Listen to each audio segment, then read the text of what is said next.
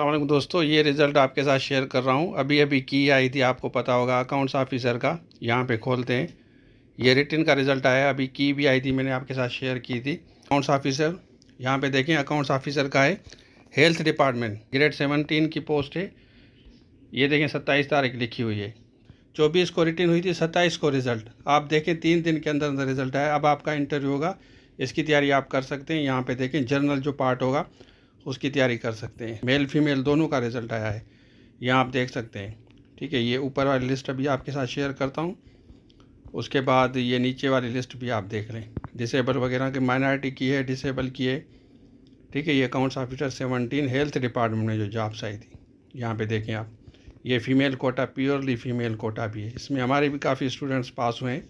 हम सबको best wishes कहते हैं। अगर आप इंटरव्यू की तैयारी करना चाहते हैं तो इस नंबर पर रब्ता करके आप रजिस्ट्रेशन करा सकते हैं। फोकस करें इंटरव्यू पे, जितनी ज़्यादा मेहनत करेंगे आपकी सीट ज़रूर सिक्योर होगी।